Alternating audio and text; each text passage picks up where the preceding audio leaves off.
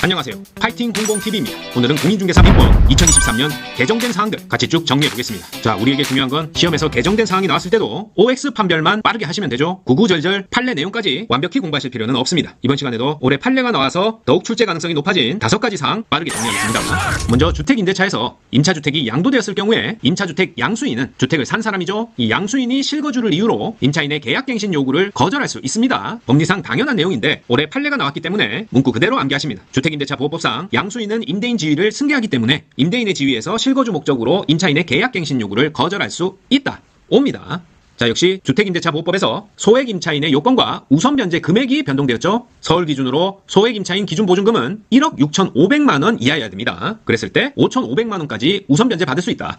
자, 서울 기준으로는 1억 6,500만 원 이하에 5,500만 원까지 우선변제 받을 수 있고요. 과밀억제 권역 및 세화김용, 세종, 화성, 김포, 용인, 과세할 때는 화김용이 한다. 화김용 과세, 과밀억제 권역 및 세종, 화성, 김포, 용인, 세화, 김용의 경우에는 1억 4,500만 원 이하여야 소액 임차인이 되고 우선변제 받을 수 있는 금액은 4,800만 원입니다. 그리고 광역시 플러스 광주, 평택, 파주, 이천, 안산, 꽝꽝평, 파이안, 꽝꽝평, 파이안은 8,500만 원 이하가 소액 임차인 기준이고요. 2,800만 원까지 우선변제 받을 수 있다. 그리고 그 밖에는 7,500만 원까지 소액 임차인 기준, 그리고 2,500만 원까지 우선변제 받을 수 있어요. 따라서 165, 145, 8575 이렇게 외우고 5548, 2825 이렇게 세로로 외우는 게 빠릅니다. 165, 145, 8575, 5548, 2825다. 자, 구체적인 가불변경 판례 문제에서 요 구체적인 세부 금액까지 나올 수 있어요. 서울과 과밀억제권, 세화김용, 과세화김용, 그 다음에 꽝꽝평, 파이안, 그 밖의 지역으로 4개로 나뉜다. 한 가지 덧붙이자면 과밀억제권역이라고 하면 어떤 지역이죠? 자, 서울도 포함이지만 여기 2번에서는 서울은 제외하겠죠. 지도상으로 서울하고 붙어있는 지역, 인천하고 의정부, 구리시, 남양주, 하남, 고양, 수원, 성남, 안양, 부천, 광명, 과천, 의왕, 군포, 시흥까지입니다. 느낌 오시죠? 서울하고 붙어있는 지역, 인천, 의정부, 구리, 남양주, 하남, 고양, 수원, 성남, 안양,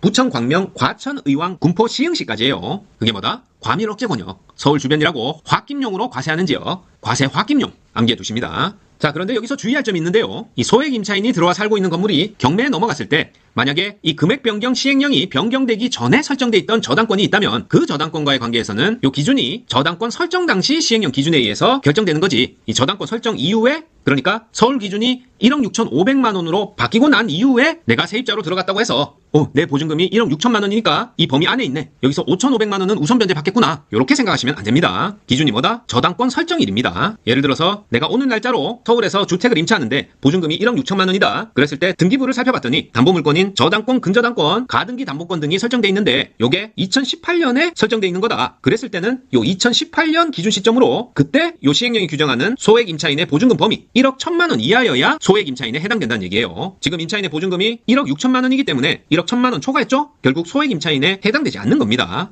아니 뭐 이런 법이 있냐? 임차인을 보호하기 위한 법이 주택임대차 보호법인데 이렇게 하면 임차인한테 불리한 상황 되는 거 아니냐? 자, 왜 이렇게 해놨을까요? 그 이유는 2018년 이 저당권을 설정한 당시에 집주인한테 돈을 대출해준 이 저당권자도 법적으로 보호해줘야 된다는 취지 때문입니다. 따라서 과거 시행령으로는 소액 임차인이 아니었는데 법이 변경되어서 이제 소액 임차인이 되기 때문에 이 저당권자보다 우선해서 변제를 받아간다. 그렇게 되면 법이 불공정하게 되는 거죠. 그리고 소액 임차인은 주택을 인도받고 주민등록, 전입신고를 하면 가지게 되는 이 대항력을 경매 개시 전에 갖출 것을 요건으로 하기 때문에 이 확정일자와도 무관합니다. 따라서 경매 실행 시 시행령 변경 전에 설정된 저당권이 있다면 그 저당권과의 관계에서 소액 임차인에 해당하는지 여부 및 우선 변제 범위는 이 시행령 개정 전, 즉 저당권 설정 당시 시행령 기준에 의해서 결정된다. 대항력 갖춘 날 X, 확정일자 X입니다. 자, 이해하셨죠? 자, 다음은 임대차 계약 체결 시 기간에 대한 판례가 나왔는데요. 영구 무한으로 설정 가능하다 하면 원칙적으로 옵니다. 요건 그동안 판례가 없었는데 올해 판례가 나와서 영구 무한 임대차 계약 체결 설정 가능하다. 기억해 두시고요. 자, 유치권에 있어서 채권과 목적물 사이에 결련성이 있어야 된다고 했죠. 결련성이 없는 채권에 대해서는 특약을 한다고 해도 유치권 성립이 불가능합니다. 따라서 결련성 없는 채권에 있어서 특약으로 유치권 성립 가능하다. X예요. 자, 이것도 올해 판례가 나왔으니까 물권법정주의 원칙상 당연히 약정에 의해서 유치권을 만들 수 없습니다. 이 내용을 확인한 판례가 올해 나왔다. 지문으로 등장할 가능성이 높겠죠. 결련성 없는 채권에 대해 특약으로 유치권 성립 가능하다. X. 자, 마지막으로 가등기 담보법에서 가등기 담보권자가 담보물을 경매 청구했을 때 이때는 가등기에 기한 본등기를 청구할 수 없습니다. 옵니다. 자, 가등기 담보권자가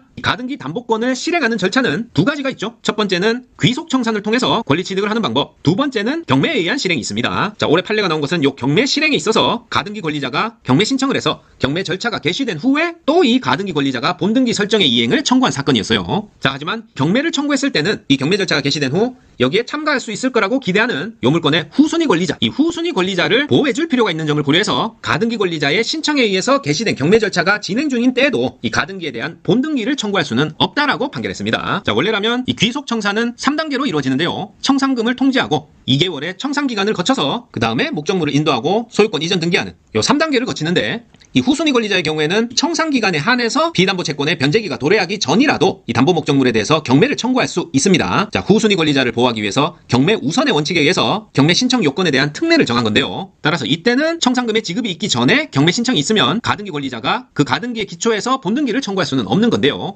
요게 기본적인 내용이고, 이번에 판례는 가등기 담보권자가 담보물 경매를 청구 시에도 이 후순위 권리자가 경매에 참가하는 것을 보호하기 위해서 이때도 가등기에 기한 본등기를 청구할 수 없다라고 판례가 나왔습니다. 요거까지. 자, 이렇게 5가지 올해 판례가 나왔기 때문에 기존 기출지문이 아니라 좀 새롭게 등장시켜야 된다면 가장 먼저 활용될 수 있는 몇 가지 내용들 살펴봤습니다. 자, 공인중개사 시험도 암기력 테스트 시험입니다. 마지막까지 고삐를 늦추지 마시고 파이팅 홍콩TV와 함께하신 시청자분들은 한 분도 빠짐없이 합격의 기쁨을 누리시길 기원합니다. 합격 댓글 꼭 남겨주시고요. 앞으로 더 좋은 컨텐츠로 다시 찾아뵙겠습니다. 감사합니다.